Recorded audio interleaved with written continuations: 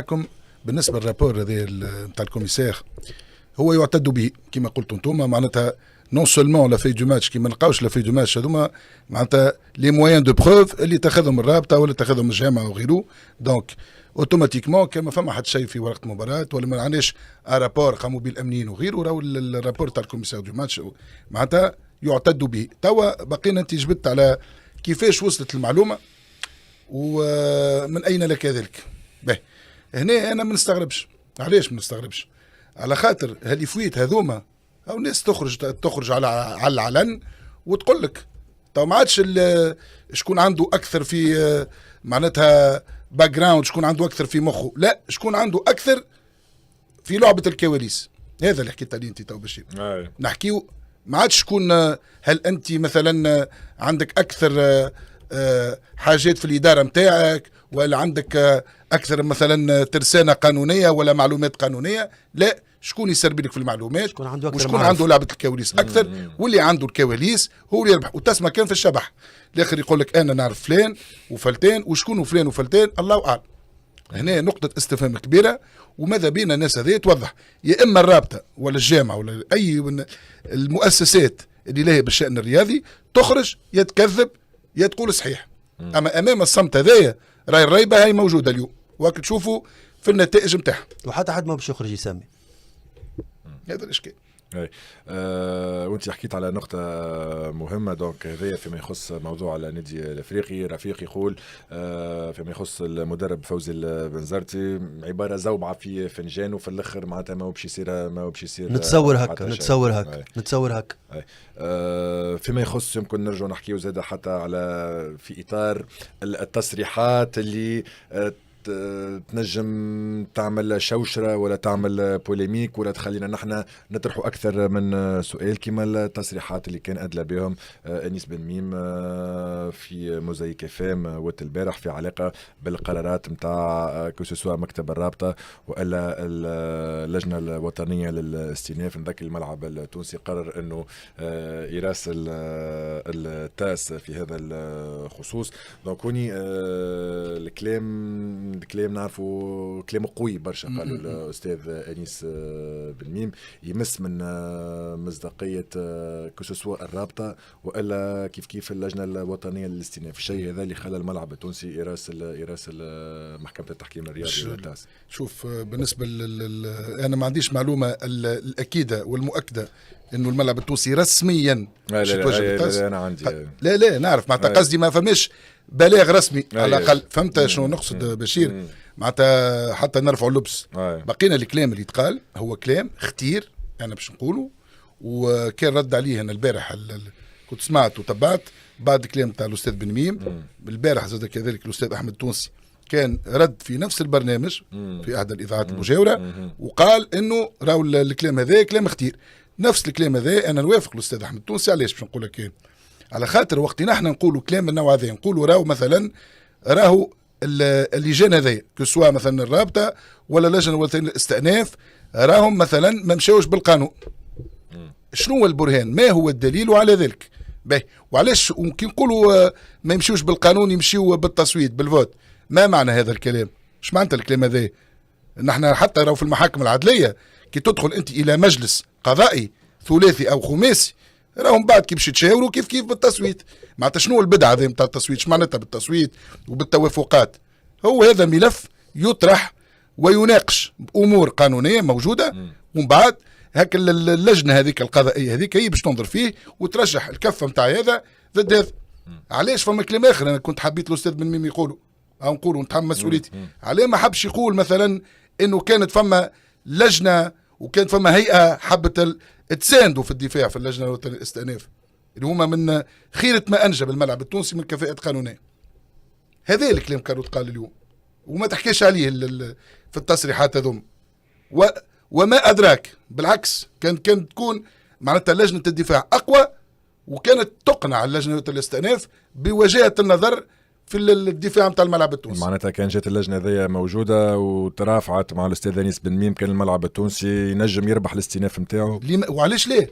انت البارح كي تسمع الاستاذ احمد التونسي خاطر كي تسمع كلامه الكلام اللي قالوا انيس الميمي يقول لك معناتها لي جو سون في والنتيجه كانت معروفه لافونس. معناتها الاستاذ بالميم ما قالش كي خرج من الرابطه قال النتيجه لصالح الملعب التونسي، قال ولا ما قالش؟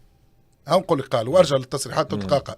باهي معناتها مش ندخلوش في القيل والقال. انا اعطيني الرسميات، انا عندي ماتش، ما نهبطش الماتش نقول انا خاسر يا بشير، ما نهبطش انا نلعب نقول انا خاسر والاربيتر ضده، انا ما فهمش مثلا تو الترجي تلعب ماتش روتور ما غير ما تمشي ذا اللي باش يدز مع الاربيتر مع الفريق المنافس وباش تنهزم، هذا ما يتقالش وماهوش كلام معقول. سي واجدي اللجنه هذه اللي تحكي عليها وين بينا ما شفناهاش وقتها ما سمعنا ولا لا ليش نقول لك انتم فسرنا معناها ما اللجنه هذه مش ما فهماش، هذه اللجنه معناتها مش لجنه موازيه هذه ولا ضد التيار، لا نحن شوف معناتها فما مبادره بدات من احد الاساتذه التابعين للملعب التونسي، حاجه تلقائيه قال انا اتصل بعده رجال الملعب التونسي، قال لما لا اجا نساندوا الدفاع نتاع الملعب التونسي في الطور الاستئنافي، ناهيك انه حتى في الطور الابتدائي فما شكون حب يترفع فما شكون حب يساند، لكن احترمنا القرارات نتاع المديره وهذا مما لا شك فيه.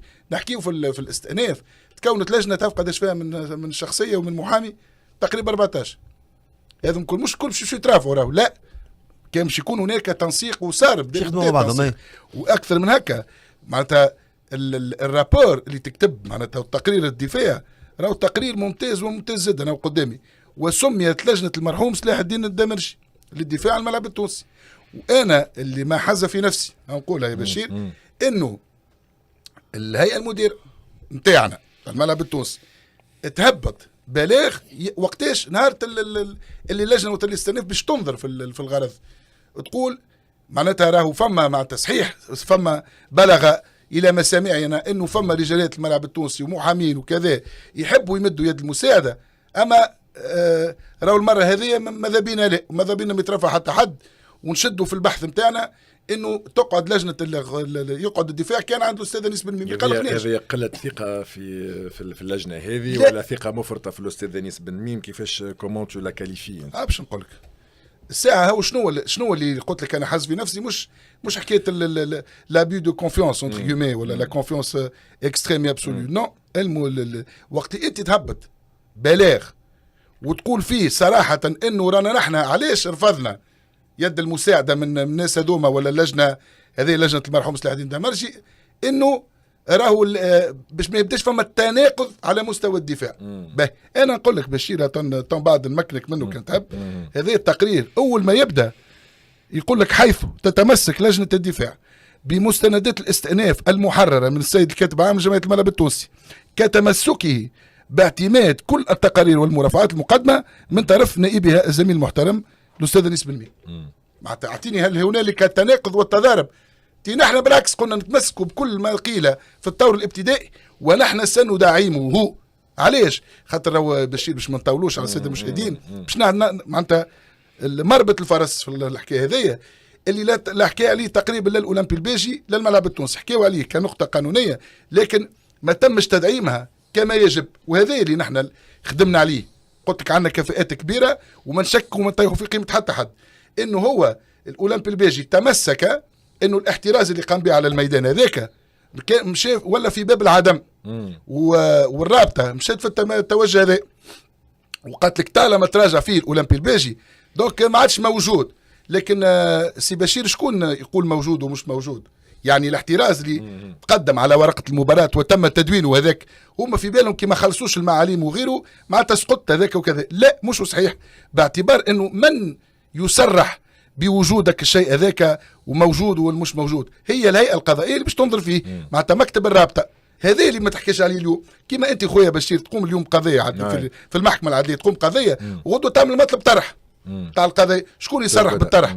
الهيئه القضائيه تقول لك نطرح ولا ما نطرحش. هذه النقطه اليوم اللي ما تحكيتش عليها بالكل.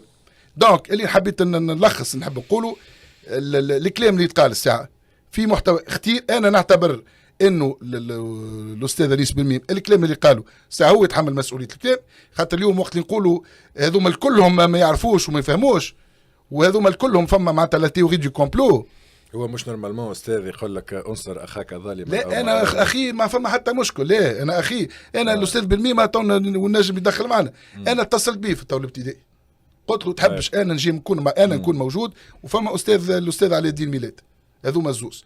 انا بالحرف الواحد وقت تغلطني انت اخي اوكي، اما ما تغلطنيش خاطر نحن عندنا رايه واحده نلعبوا عليها. وقت انت تقول لي لا راهو نحن، انا اتصلت بعضها الرابطه قالوا لي ما نكثروش، ومن بعد نلقى الاولمبي البيجي عندها لجنه كامله متكامله ب4 محامين من مختلف المكونات، ونلقى الملعب عندنا ثقه فيك اوكي، اما انت زاد اعطينا الثقه شويه معك.